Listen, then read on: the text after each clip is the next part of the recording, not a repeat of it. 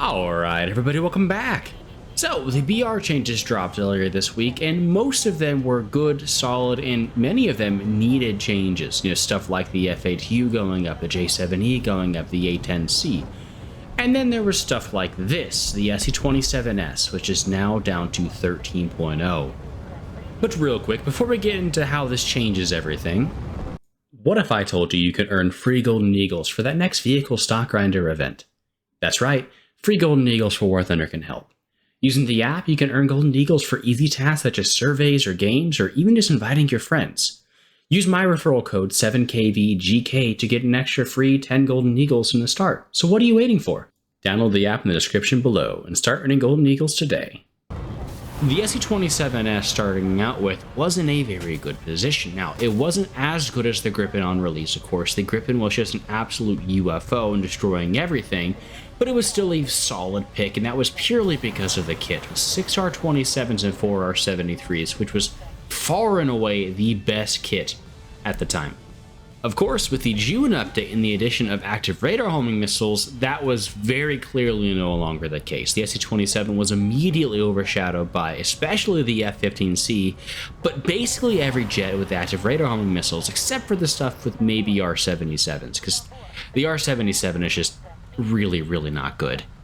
With the last BR changes, it was left at 13.3, while the F-15C, Gripen C, and all these other planes with AMRAAMs were all at 13.7. And it was just getting absolutely crushed. So Gaijin went ahead and moved it down to 13.0. Now, do I think that was a good idea?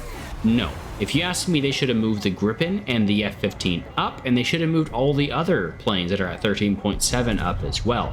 We need decompression, not recompression. But considering the fact that the Gripen A is still at 13.0, I'm not too fussed about it. Now, what does this do? Well, at 13.0, the Su-27 is actually really strong. And I'm specifically talking about versus other 13.0s and below. At and below 13.0, you have the best radar missiles besides the AV-8, and those are on a subsonic attacker. For a star, the R-27ER is absolutely absurd, especially post-multipath changes. I mean, basically everything you're fighting in these lobbies has AIM-7F level missiles or equivalents, and the R-27ER absolutely blows them out of the water. The Iranian Tomcat does, of course, come somewhat close to this, with the Fakor 90 and the Sedgil being some pretty strong competitors, but if you ask me, the R-27ER definitely blows the Sedgil out of the water, at least for normal ARB, and with the Fakor 90, it's very much a toss-up. The ER is much harder to evade and much harder to notch and chaff. Like, it has some incredible resistance. But at the same time, you aren't going to be launching 4 of these at heap at the beginning of the match and clearing out a lot of the enemy team, so I can see where some people would prefer the Fakors. Now, you can either carry 6 of those, or you can carry on those outer 2 R-27 pylons, either the R-27ET, which is what I have been using, which is an absolutely stupendous IR missile, or some more R-73s. Now, the R-27ET, it does have less range than the R-27ER, but it does have some really nice rear aspect flare resistance. Compared to the R-73, it has better range bend values, but a bigger gauge width. And so at super close range, the R-73 is going to be harder to flare simply because it can't see flares. But if the missile can see flares, then the R-27ET is going to be a little bit better. And the absolute ludicrous range this thing has just makes it. I mean, you can expect to reliably hit shots at 7 or 8 kilometers rear aspect with the R-27ET. If you're up higher, you might be able to hit 10, 15 times 20 kilometers, maybe more. And along with that, you also get 4 R-73s, which are very good IR missiles, just in general, but especially at 13.0. Remember, in those down tiers, you're fighting F4S players that only have the AIM-9H, a rear aspect 18G missile. And a lot of the stuff you see in these down tiers, like, of course, the F-14, but the Phantoms as well, have very hot engines and have a difficult time flaring the R-73 as well. So it's just an absolutely stupendous combo for you. That's not to say this thing doesn't have its downsides, because it does have quite a few, and the absolute biggest one, at least if you ask me, is the RWR. It has the SPO-15. This is not the fancy digital RWRs that you're used to on stuff like, you know, the F-15, for example. All it will tell you is the rough area that you're getting locked from, and it does have range at least, which is kind of nice, but that's about it. Now, It is still better than the F-14A RWR, if you ask me, even though it does have less angles. You actually get a launch warning when somebody locks on you, because the F-14A only gives you launch warning if the enemy radar doesn't have pulse Doppler, which is very, very few vehicles up with this BR. And that's the other massive disadvantage you're seeing in the background, is this thing's flight performance. The Su-27 is almost certainly underperforming in War Thunder. Pretty much everyone seems to agree on that at this point. Gaijin has the sustained turn rate performing as it should, but the problem is that it seems to bleed way too much speed outside of that sustained turn.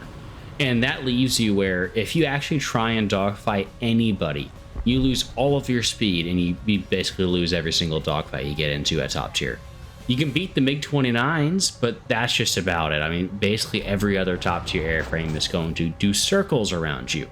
The R-73s kind of cope with this for you. I mean, you can just turn very, very hard, which of course the Su-27 does, and then fire off an R-73, and assuming it ignores their flares, if you launch it close enough, it'll do the dogfighting for you, because it is an absolutely incredible dogfight missile. And to be completely fair, dogfighting hardly ever happens at top tier, which is why I think the Su-27, even with its poor flight performance, is still so incredibly competitive, purely because of the missiles that it carries and the amount of them in those down tiers. And that's where the next problem lies.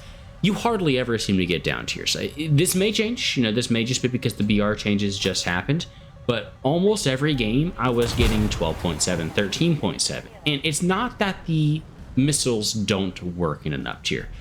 You're much better off than, say, an F-1680F that only has AIM-9Ls and AIM-7F or M, right? The R-27ER is still very capable of reaching out and touching people. It's just you're limited to only engaging one person at a time. And in top tier, where you'll have F-15s firing off 8 AMRAAMs and killing, let's say 3 to 5 people on that salvo, being forced to engage one person at a time very much restricts you. And that's even before you get to the fact that you have no idea, what is coming at you or for where because of the RWR. So you're just sitting there getting launched constantly, and it'll give you a rough direction of something. You don't know if it's a Sparrow from an F-20 that they got down tiered. You don't know if you have 3 or 4 different AMRAAMs coming at you from different directions. You have no idea. And your radar doesn't really help either, because it has an incredibly slow scan.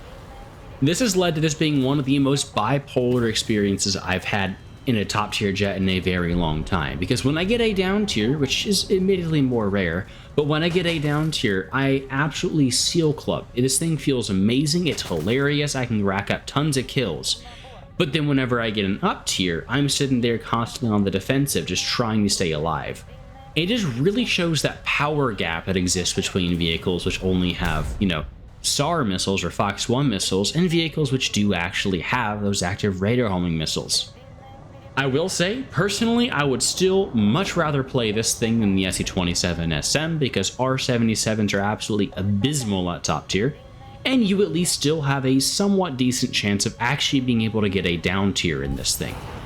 And when you do, boy oh boy, do the F4S players need to run. Anyways, I hope you all enjoyed the video. If you did, let me know what you think in the comments down below. Is there any other vehicles in the BR changes that you'd like to see me cover? I've been thinking about maybe the Demon or the F5. Hope you all have a great day, and I'll catch y'all next time. So, peace, y'all.